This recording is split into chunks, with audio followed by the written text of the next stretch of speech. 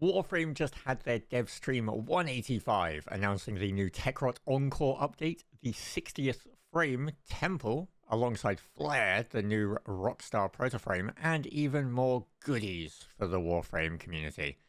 Techrot Encore releases on the 19th of March, and as part of getting a sneak look at it, we were lucky enough to chat with the wonderful Megan Everett to talk about the reception to 1999, what's coming in Techrot Encore, 12 years of Warframe, and how you look after a community as crazy and dedicated as this one. As always, thank you for all of the support. If you enjoy this interview or any of the other stuff we make, the best way to support is to hit subscribe, leave a comment. It really does help us fight the mighty algorithm, so thanks for all of that. And with that said, on with the show. I want to say congratulations on 1999. Like, everything that I've seen about it and all of the feedback I've seen from members of at least my community and like just online seem to be people loving it. And like, was there any worry internally that maybe you were going a bit too crazy with this idea? Like, would people actually latch onto this? Because it's quite different to kind of add that thing into your game. Yeah, you said it perfectly. Like, it's so different from what people have grown with Warframe. And I think that's where we get really nervous because we're now reaching 12 years old as a free-to-play game. And as you said, like, it's so different from 2014 to now. And you almost feel, you always want to, give players the sense of Warframe where you don't want to change it too much, where it just feels like a completely disjointed game and they can't have that familiarity of Warframe in it. So that was really integral when we were developing 1999. Like, we couldn't stray too far from the path or else it would feel like a whole different game, which wasn't the point. We wanted to make it feel like Warframe, but with this 1999 flair. So I remember being crazy nervous. Like, when we did the Whispers in the Walls, TennoCon reveal, and then it went into the Arthur reveal with the subway and then the 1999 like splasher. And we're like, okay, this is really going to be the moment where we see if it's going to hit or if they think it stinks. Like, if they see the first proto frame of Arthur and they're like, ew, like, why did you make, because like years we've been saying there's not a human under the, the Warframes, right? Like, we were so serious about that. And then we finally kind of strayed from the path a little bit there. And we're like, let's do it. Let's go all the way.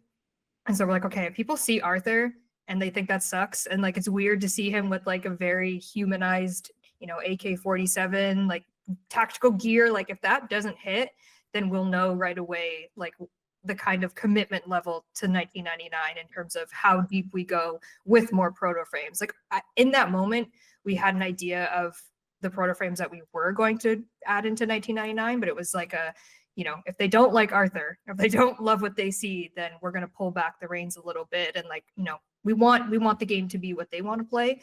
So there was always that little apprehensiveness. And then obviously the 1999 TennoCon was like, okay, let's really hope they like this, because like, we went all out. We got bikes, we got Scaldra, we got other human people, we got a whole Outwork and Trotty storyline and other proto frames. So we kind of went crazy with it, and we had a lot of fun developing it, which I think lends to how it was received. Like, we were excited about it, so then the community gets excited about it, and then it ended up what it is. And honestly, couldn't have asked for a better reception to such a major update that we worked for years on. This update was in development.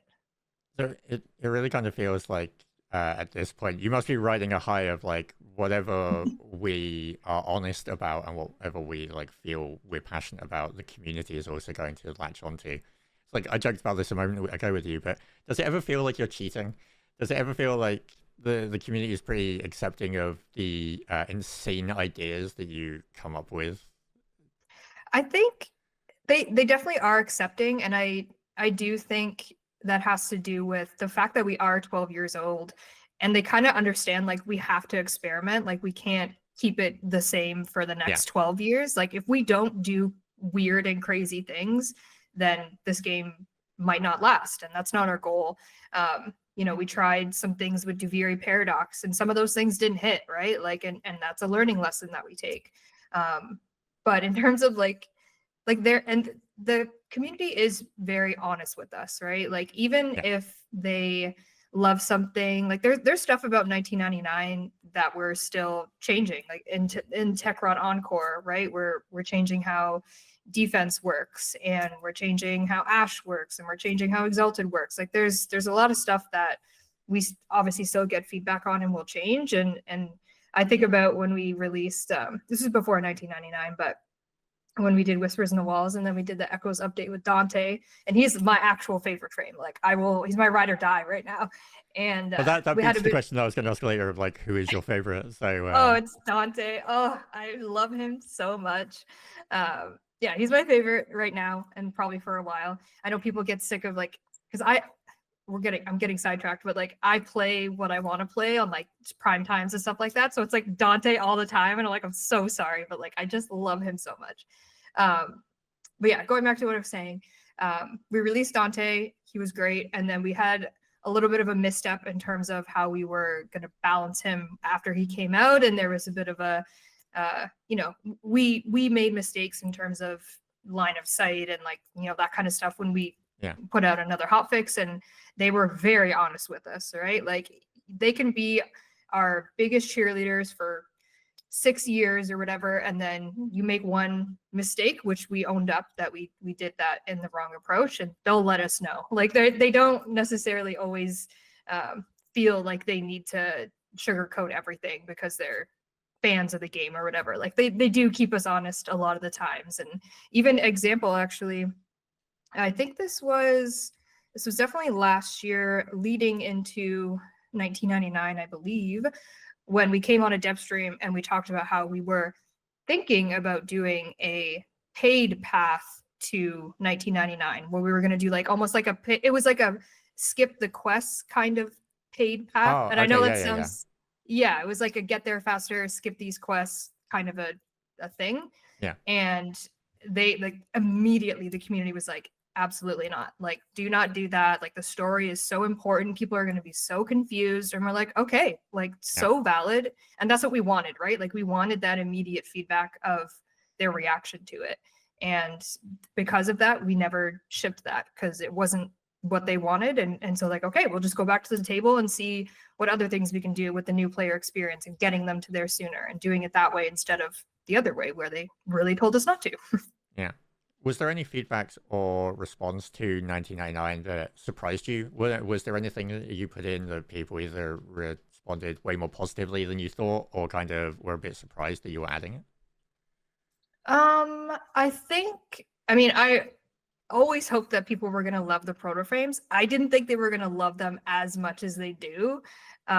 Most like my, Twitter feed or whatever is just full of proto frame fan art, and like I love it. Like I'm here for it, but like people are now like ride or die for these proto frames, and that's what we literally strive to do. Like our main goal was to make people care about these proto frames and not just like do their story and then dip out or whatever. Like we wanted them to actually care about them. So I do feel like we achieved that, but it just like it's more than I could have ever hoped because it was so much work doing all of these proto frames for this update, and for it to be received as it did, it's like a dream come true, honestly. And obviously the goal is for Techrot Encore to kind of do the same, but knowing that you can't romance these new characters, we're really trying to do the same thing where we want them to care about them with the story that you're going to unlock.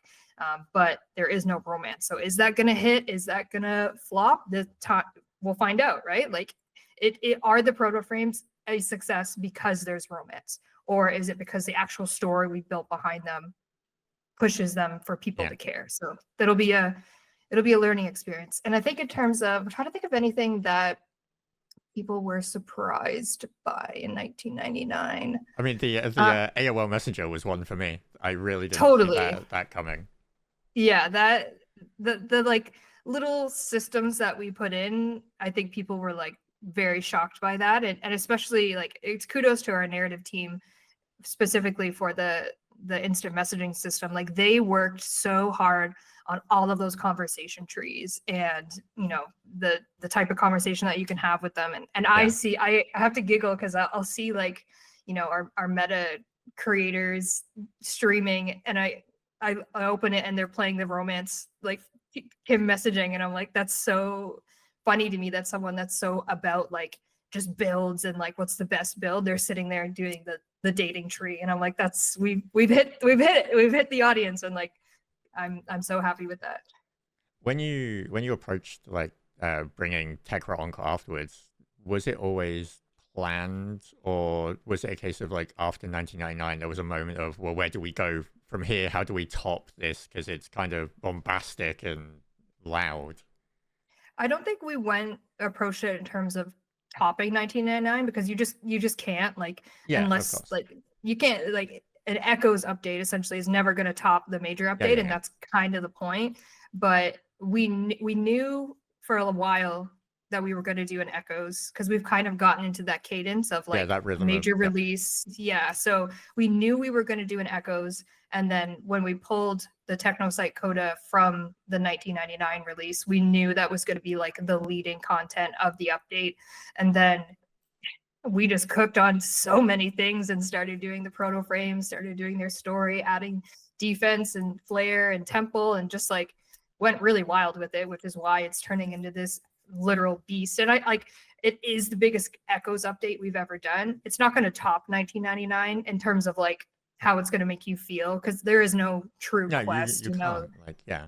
yeah, so it's gonna feel different, but I think there's just so much in this to add to the 1999 content that people are still playing through and getting through, that I think it will it will feed the children for months to come, I feel, in terms of what they can do with Techrot.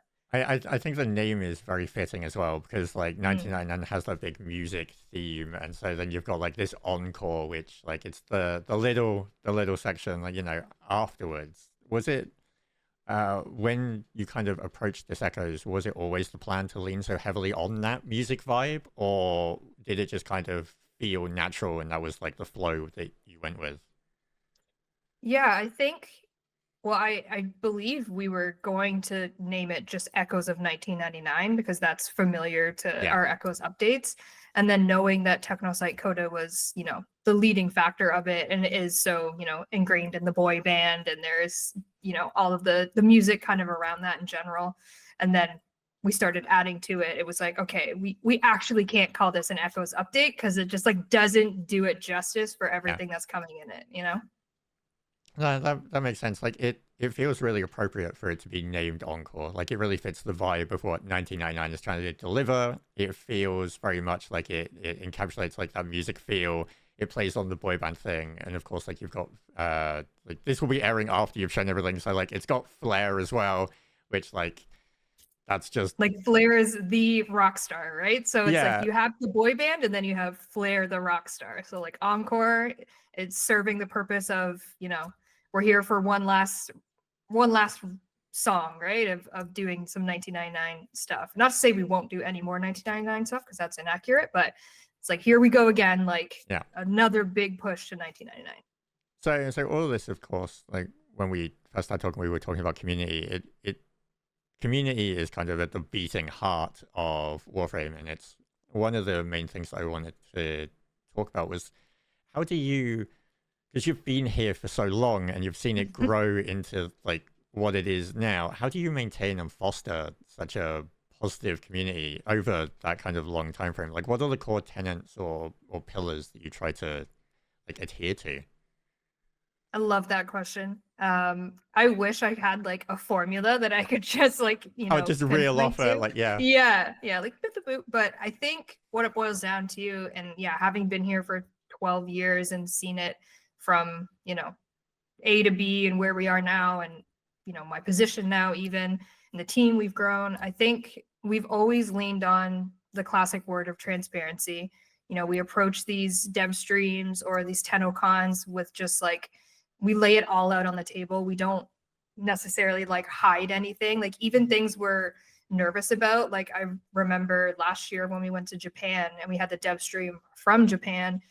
We went to Japan and literally had a slide on the dev stream with a Wukong nerf. Like that was ballsy as hell. And like we were nervous about it, but we're like, this is the opportunity to say it, and we don't shy away from the yeah. stuff that makes us nervous. So transparency for sure has been kind of our motto, especially for community, for years and years and years.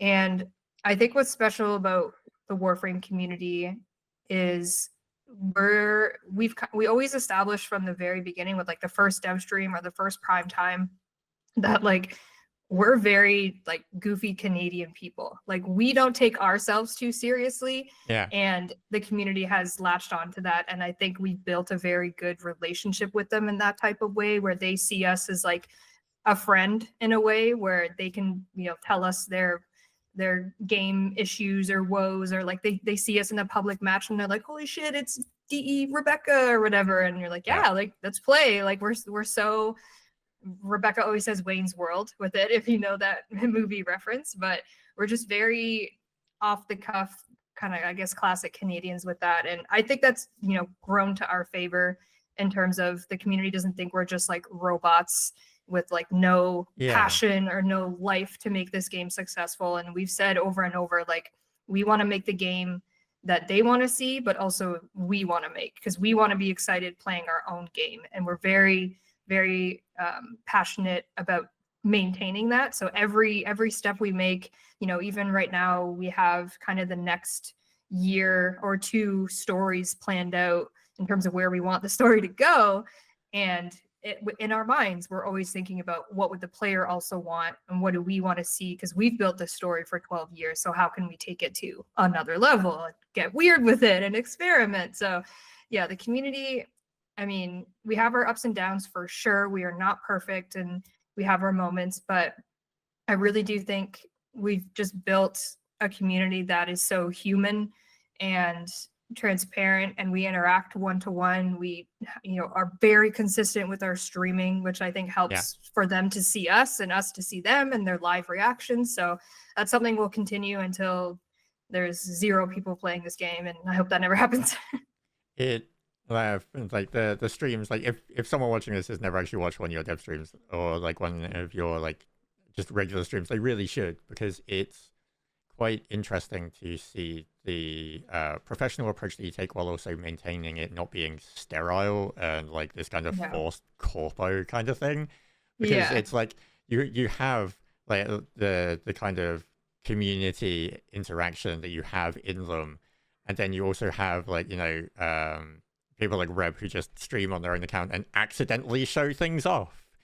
Or spoil things. or like, that kind of stuff. So it's really nice to see that there is that kind of respect that goes both ways.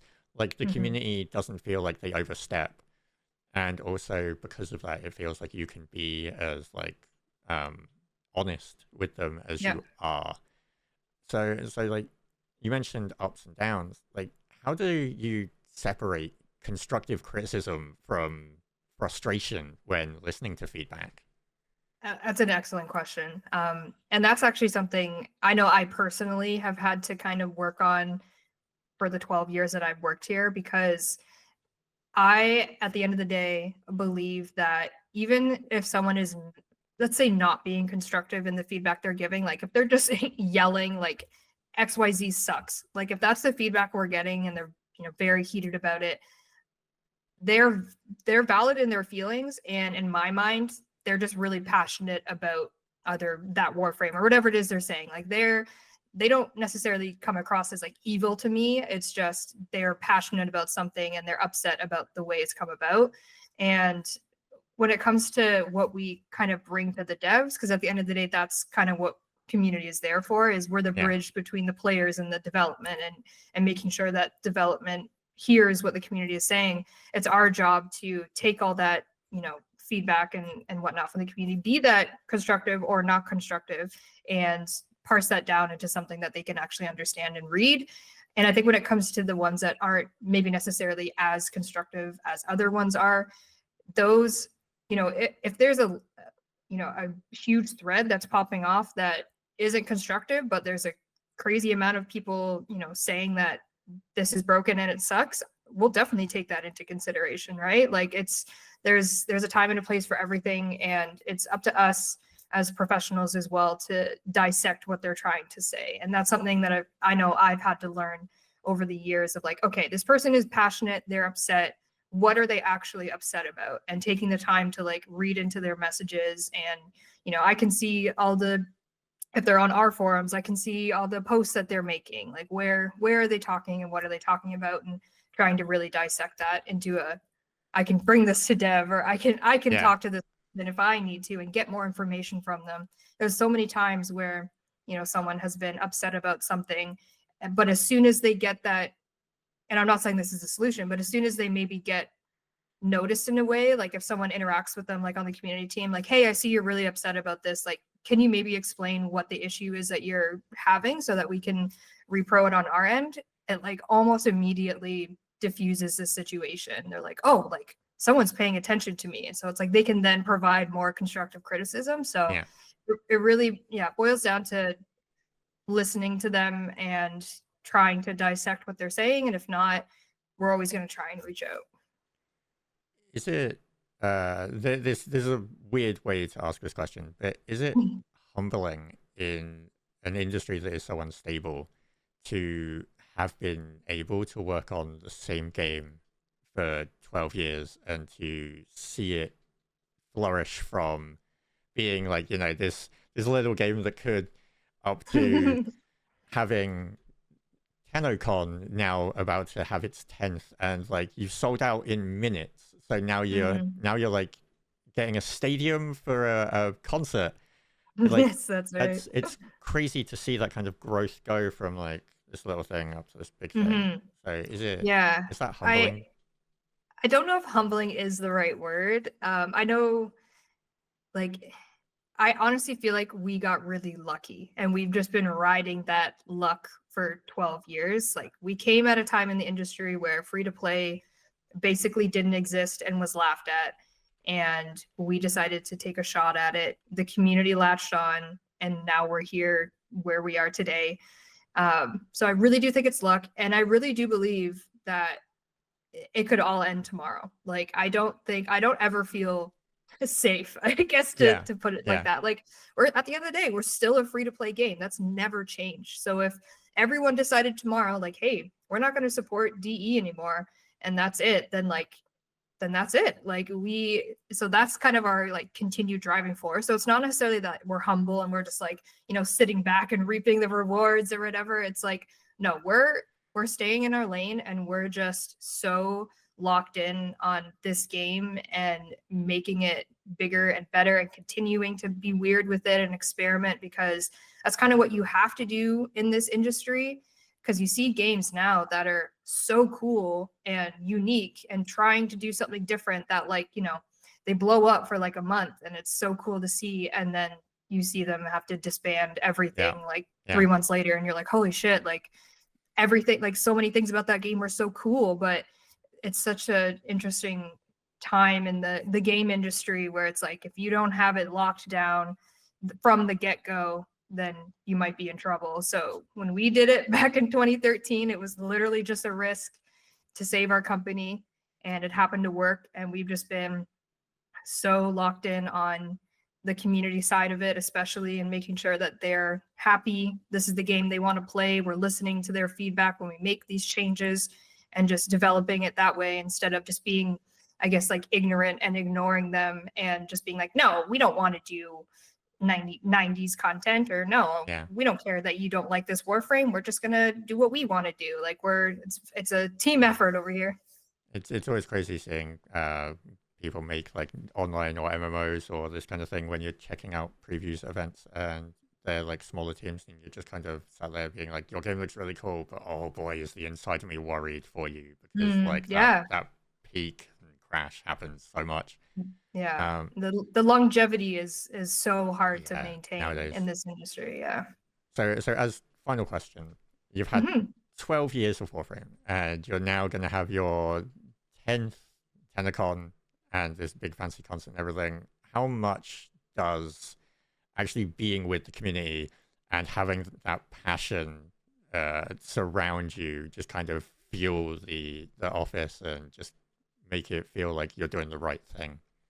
Oh, I kid you not. Like, the day of TennoCon with Tenno Live and everything, that happens during that day alone fuels us until the next TennoCon. Like, I still watch back videos of the I think it was 2017 TennoCon, or 2016, where we revealed Plains of Eidolon, and like that reaction alone, like literally gives me life back into my body if I'm having a bad day. And like, it's obviously like an incredible amount of work. Like I do not envy, you know, the bigger conventions, right? Like the big cons or whatever that go all out. Like Rem and I went to the Final Fantasy one years back, and it was like, holy crap, like that's a big level of a convention. Ours is a little bit smaller than that, but still, like the amount of work that goes into this, and it's all love, right? Like it's all for the players. It isn't for us. This is all for them. We're giving them everything that we're working on in a nice little package with a demo and some this and that, and with our actual presence and whatnot. So TennoCon is just like, it's such a beautiful day to be with the players. And I always joke about this because, like, again, we don't take ourselves very seriously. So at the end of the day, I'm like, when it comes to me, I know I'm like, man, I'm not that interesting. Like I right now, I just go home and play The Sims. Like, I don't know what you want from me. Like, but people want to meet us, and they want to talk to us, and they want to, you know, talk about the game and or just us as people. And like, it's so rare to get that when you work essentially on the internet, right? Like we're so used to just people's anonymous Twitter feeds or, you know, whatever, where now we can make that actual one-to-one in-face connection and talk about whatever. Like it's such a special day. And for the entire company, it literally fuels us for a year. That's awesome to hear. So putting you on the spot, because I can't remember them off the top of my head, what are the upcoming dates for the, like, you've got the anniversary event in game, and then you've got Techrot Encore coming on like the 16th, 17th? What are the dates? The 12-year anniversary alerts and all that stuff kick off next week on March 7th. Yep. And then Techrot Encore update launches March 19th. See, there you go, 19th, not 16th. Yeah, you're so close. This is why it's your job, and I'm just here to ask silly questions.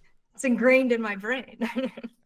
Well, I wish you all the best with Techrot Encore, and it's incredible to see how well 99.9 has been received, and just Flare looks just incredible. I love the guitar. I love the rhythm-based styling of it. I think it looks great, and it's a great addition to the Warframes. Yeah, hopefully people love it, and you know, we have our dev stream later today again, so it'll be round 2 of what you saw. That would have been in the past watching this. You're right. This has already happened. Oh my god, you're so right. So it was a great dev stream as well. It went really well. I was very impressed with it. So happy about it. No, someone's saying it was the best dev stream ever. I read that too. Yeah. I read that too. It was the best stream ever on Twitch. No, I'm just kidding. No, it's it's been a really fun update to work on, and I really can't wait for all the things that people are going to do with the Technosite Coda, with the proto frames and Flare. Like there's so much to just poke around in for our players. Well, thank you so much, Megan. I thank you, Dave, for taking the time out of your day again to hang out with me.